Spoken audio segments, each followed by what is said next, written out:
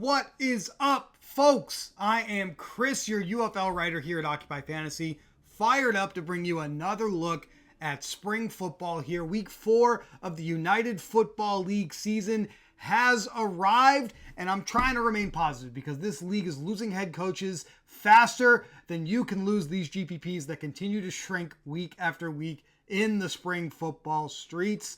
Favorite player of the weekend right now, pending final injury reports, I'm falling for some CJ Marable here. A new father once again here, just had a child a couple weeks ago. That's why he was inactive, and we were all over Ricky Person. Well, Ricky Person is trending towards missing week 4's game here on the road against the Houston Roughnecks, one of the worst rush defenses in the league. And that means CJ Marable should probably see the vast majority of the work against this Roughnecks defense. So fire him up here with Birmingham favored by 7.5 points on the road against the Houston Roughnecks. That's going to be the second game of our 2-gamer on Saturday. We do have a 2-game slate for Saturday this week, Easter weekend, just 1 game on Sunday. The biggest favorites of the week, Marable's Stallions, 7.5 point favorites against the Roughnecks here, are right in that mix. But right with them, we have the Michigan Panthers favored by 7.5 points here over the Memphis Showboats to begin the week's action. That means we should be interested in what Michigan brings to the table at the running back position, and that's going to be Nate McCrary as the starter. However, how about the electric, big, explosive play upside of Jaden Sheridan? Gave us a huge, long rushing touchdown in the second half last week, and I think we still have that explosive upside here at just $5,500 against the Memphis Showboats, who are once again dealing with the loss of Ken Wisenhunt, who has formally resigned his position as head coach. So interim head coach Jim Turner will be the captain of the ship for the Showboats here the rest of the way through. But we have Sheridan, we have McCrary as options here against Memphis. We have DC to close out the weekend, favored at home of the Beer Snake here against the San Antonio Brahmas, who also are without Wade Phillips, who has taken a personal leave of absence. He was a surprise scratch last week, missed last week's game. So newly appointed offensive coordinator Peyton Pardee took over last week. He will be the interim head coach here while Wade Phillips is out. So we do wish Coach Phillips the best and hope all is well with him on the health front of things here. But with DC, Abram Smith, 2023 XFL's leading rusher, is facing the league's worst rush defense on the season. And we saw him finally get a ton of work in a positive game script situation last week against the Battlehawks. A bit of a surprise positive game script situation. 23 carries, did not do much with those, but we're hoping that his efficiency will rise here on Sunday night against the San Antonio Brahmas. He did flash on the injury report this week, so if we get some confirmation between now and Sunday that Abram Smith, for whatever reason, will be unable to go, we're going to turn our attention in this backfield to Deion Jackson, who has seen a decent amount of work, but has clearly been RB2 to Abram Smith's RB1 here in this offense. But Deion Jackson, a former NFL veteran, is definitely capable of handling the work that would come his way if Smith is out on Sunday. We don't have any reason to expect that just yet, but once again, we did see Abram Smith on the injury report. I do think Abram Smith and player I led off the video with here, CJ Marable from Birmingham, are going to be the most popular players you will see deployed here in week number 4 at running back. Behind, of course, the automatic lock button was over 85% owned in a lot of contests last week. Jacob Sailors now up to $11,000 to roster here on DraftKings.com daily fantasy sports contests. Absolutely incredible matchup proof, game script proof role here. Terrible run out last week. He had 1 rushing yard on 7 attempts against DC, but was able to produce through the air because he is Manny Wilkins' favorite target in this offense. Gave us 7 receptions for 91 yards, caught all of his targets last week, is often a primary option in the spring game here for Manny Wilkins and the Battlehawks. And I do think in low-risk contests, head-to-heads, double-ups, you just got to play Jacob Sailors here. Battlehawks are only favored by 1.5 here against Arlington. This is the game that is expected to be the most competitive this weekend. This is the first of the 2 games on Saturday, and Arlington is hosting this at Choctaw Stadium there in Arlington at the home of the entire UFL. So slight I guess, preparation edge, if you will, for me for Arlington here, but the odds makers do find the Battlehawks to be the preferred side here at that field this weekend. Sailors hopefully will be a little bit more efficient on the ground, and that might lead to a little bit of a dip in the production in the passing game. But this floor of 16 fantasy points week in and week out in a league that we're starving for running back production, probably still well worth the price of admission in low risk contests. So we have Sailors on Saturday afternoon. Personally, I also think Abram Smith has the greatest matchup, so I'm kind of intrigued there. And that's how I'm currently looking at this slate at the running back position. But I might be convinced to go to CJ Marable if we do get that confirmation that Ricky Person is going to miss.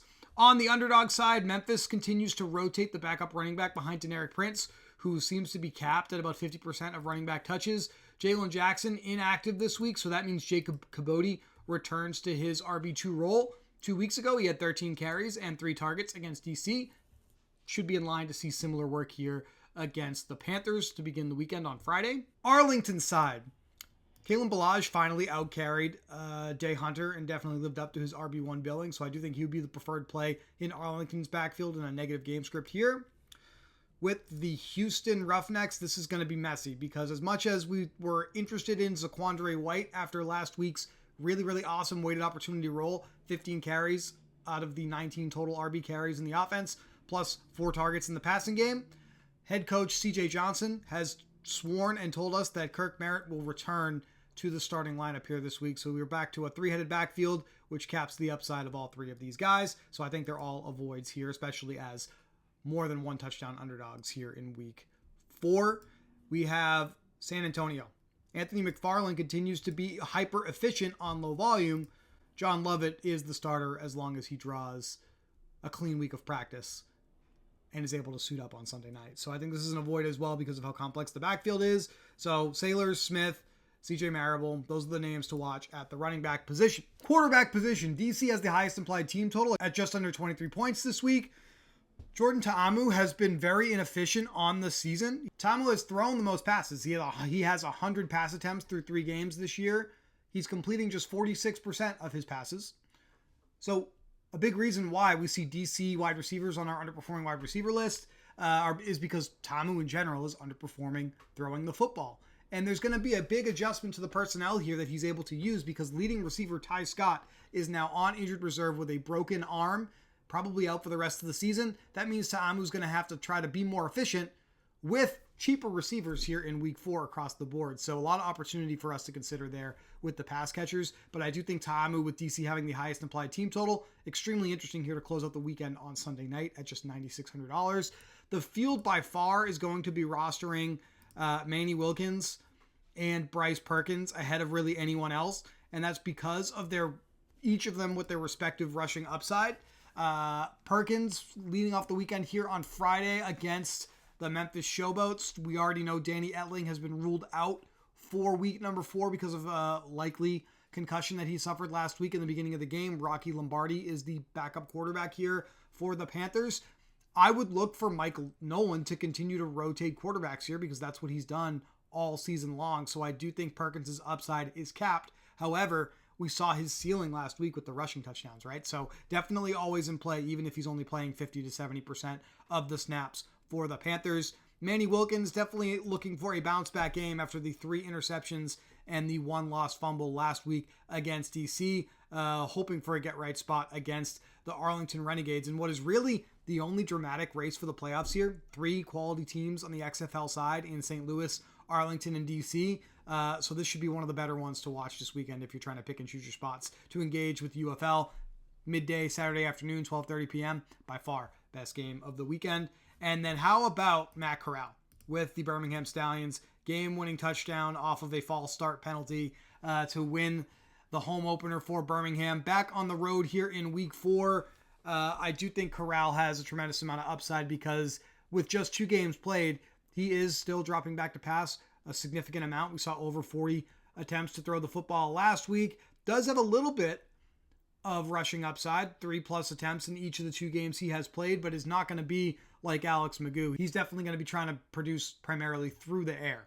And I do have Corral as my second favorite option this week, with Birmingham carrying the second highest implied team total behind DC at 22 points. So the other thing, now we'll transition to some pass catchers with Corral. The wide receivers are tough because there's like 5 or 6 guys that are running between 40 to 60% of routes in this offense. But the one notable exception is Jay Sternberger, who after a really confusing limited role in week 1 has run a route on over 90% of team dropbacks in the last 2 games. So he's probably the best pass catcher to pair with Matt Corral if you are looking for a stack with the Birmingham Stallions this week. Sternberger tends to make a ton of sense. And then with the high implied team total, if we get CJ Marable owning the backfield, get him in here, you could definitely finish off this lineup with a cheap pass catcher because there's plenty of them to consider here to round out the weekend. Our favorite pass catchers this week, the field is going to be all over Ja'Cour Pearson, which I don't know if I necessarily agree with. We haven't really seen tremendous upside there, but the targets have been consistent. 6 targets in each of the 3 games the Battlehawks have had this season. St. Louis is the favored side in a relatively neutral script game here, so maybe we see some production from Pearson.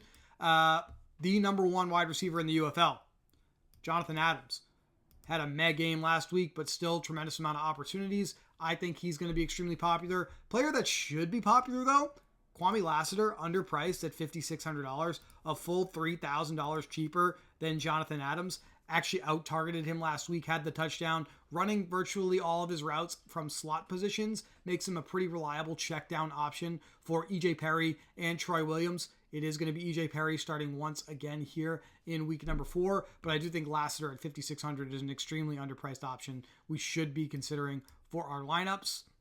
My favorite wide receiver plays, underperforming wide receivers of the week, Ty Scott on injured reserve.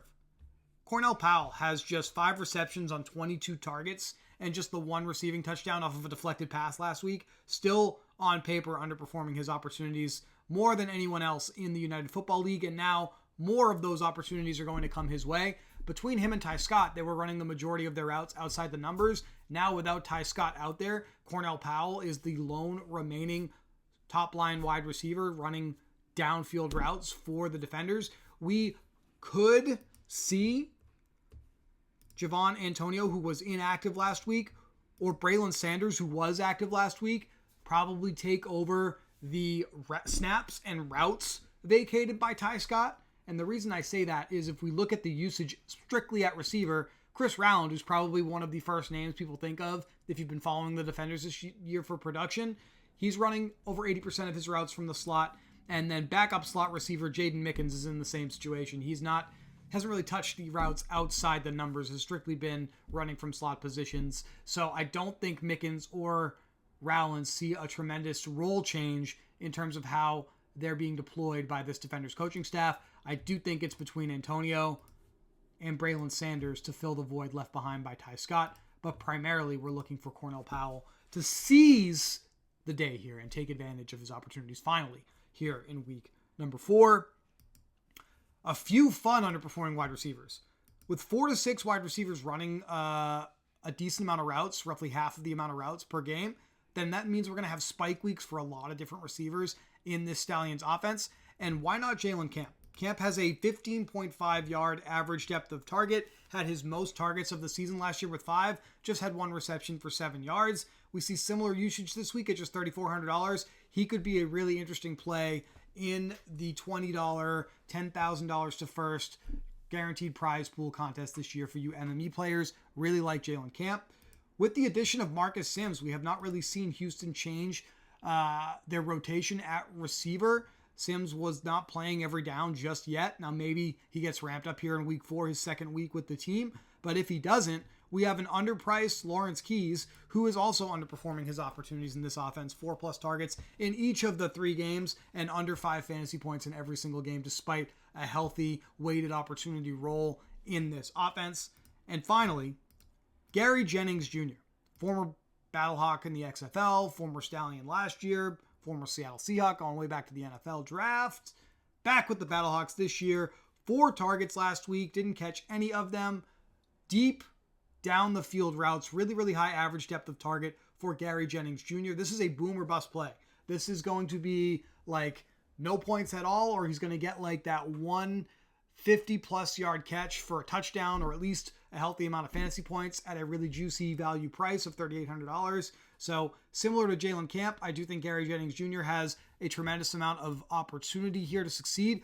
But one way that he differs from Jalen Camp that we can leverage, that we can take advantage of and feel good about, I would say, even if he puts up a 0 or an underwhelming number of fantasy points, Gary Jennings is running over 90% of routes in this offense. He has done that in every single game this season, and he ran 100% of the routes for the Battlehawks in week 3 against the DC defenders and had those targets in a trailing game script. So in a neutral to slightly trailing game script situation, Gary Jennings Jr. is one of these Battlehawk players that should stand to benefit the most from that kind of situation, right? So I do think he's a pretty strong play as well in that large field $20 GPP with $10,000 to first for you MME players.